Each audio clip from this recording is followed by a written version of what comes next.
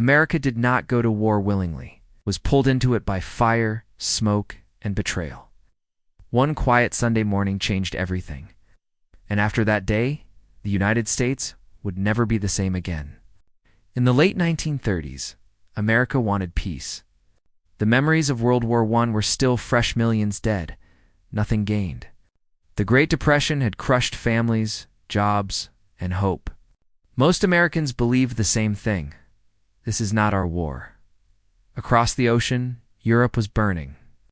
Hitler was marching. Cities were falling. But the United States watched from a distance, sending supplies, not soldiers. Isolation felt safe. It was an illusion.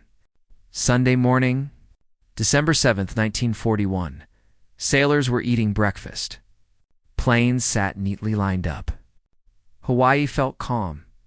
Then the sky exploded. Japanese aircraft filled the air above Pearl Harbor. Bombs tore through battleships. Fire consumed steel. Men were trapped below deck as ships sank beneath them. In less than 2 hours, over 2,400 Americans were dead. The United States was attacked on its own soil. The next day, President Franklin D. Roosevelt addressed the nation. His words cut through fear and shock. A date which will live in infamy. America was at war. Almost overnight, the United States became a war machine. Factories replaced fear with purpose. Cars turned into tanks. Kitchens turned into assembly lines. Women stepped into roles never offered before. Teenagers lied about their age just to enlist. America didn't just send soldiers. It sent everything from the beaches of North Africa to the skies over Europe. American forces entered a war already soaked in blood. The first battles were brutal lessons. Inexperienced American troops faced hardened German forces. Mistakes were paid for with lives, but they learned in Italy. In France, and deep in Germany itself, U.S. soldiers fought town by town, forest by forest. Fear followed them everywhere, but so did determination. On June 6, 1944, American troops stormed the beaches of Normandy. D-Day machine guns tore through landing crafts. The water turned red. Many never made it to shore, but they kept moving forward, because a retreat was not an option.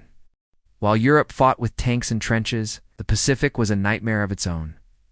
Jungles, islands, heat, disease. The enemy did not surrender. Battles like Iwo Jima and Okinawa were fought inch by inch. Soldiers faced suicide attacks, underground bunkers, and an enemy willing to die rather than retreat. Casualties mounted. The cost of every island was measured in blood. American commanders feared one thing above all else: an invasion of Japan. It could cost millions of lives. In August 1945, the United States made the most controversial decision in history. Atomic bombs were dropped on Hiroshima and Nagasaki. In seconds, entire cities vanished. Tens of thousands died instantly. Many more suffered for years. Japan surrendered. World War II was over. Over 400,000 Americans were dead. Millions returned home changed forever. But the United States emerged as a global superpower. The war reshaped its economy, its military, and its role in the world. It also left a warning. Power can save the world, but it can also destroy it.